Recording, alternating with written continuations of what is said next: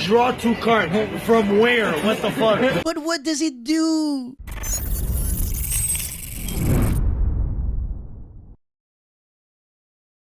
So Pot of Desires was introduced into this game 6 years ago. How time flies fast. When it was initially released, people had kind of mixed feelings about the card. Either it was tier 0 like Pot of Greed or even better sometimes, or absolute dog shit and the reason you lost.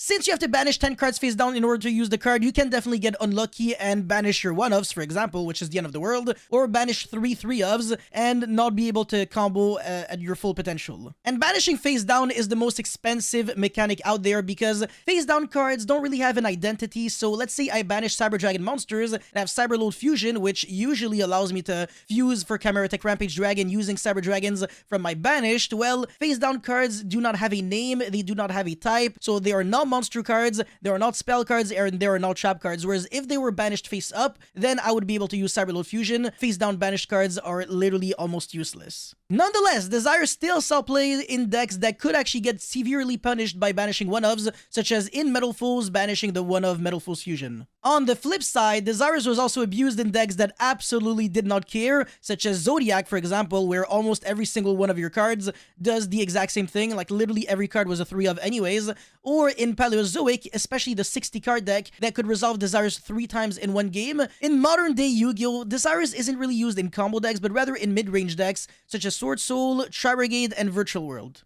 The issue with Desires is that it ended up becoming a low-risk, high-reward card because a lot of decks could simply just not really care about drawing into a second Desires or drawing into unutilizable cards because they would be able to have discard outlet cards that would make those useless surplus cards utilizable. So, for example, in Virtual World, if you have, like, let's say 3 Desires, it really isn't the end of the world. One of them resolves and then you draw 2 cards, and then the second and third copies can be discarded for the graveyard effects of Virtual World King Long and also Zwanhu, so even the worst cards in your hand can still have value. And of course, Nyan Nyan could actually allow you to shuffle back one of the banished cards into the deck, so the worst case scenario, again, still doesn't even hurt you that much. And in Tri-Brigade, almost the same thing is very relevant because you can use the graveyard effects of Frigid and Beer Broom to draw 1 card and search a Tri-Brigade spell or trap, and then put back 1 card from your hand into the bottom of the deck. Even if you get very unlucky and draw into a second copy of Desires, it's not the end of the world. So like I said, because of that, Desires almost ended up becoming a Pot of Greed that was a 3, which is kind of ridiculous because if people don't really feel the drawback of the card, of course people are always going to be maxing it out at 3,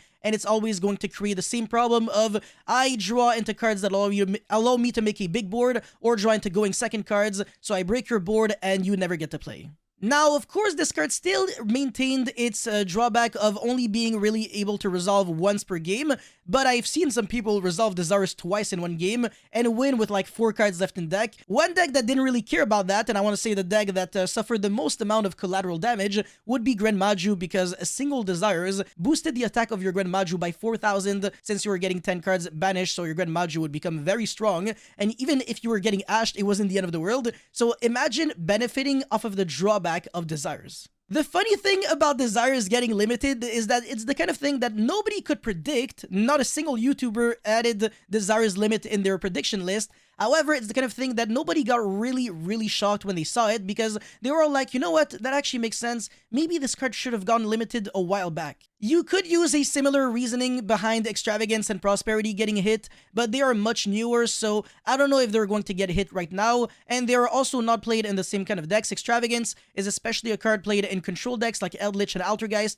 whereas Prosperity, I want to say it's a little more flexible. More decks can play that card, including like Flunderies, which can play both cards. So yeah, in conclusion, Desires ended up getting limited because of its history of being way too good and way too similar to Pot of Greed, and if you don't really feel the drawbacks of the card, maybe there's something wrong and maybe it became way too good over the years. So I don't know how you guys actually think about this card. Let me know your thoughts in the comment section below if you think it should maybe go back to 3 or maybe even get banned. So that's really much it for this video. Don't forget to like and subscribe, and I'll see you guys very soon. Peace.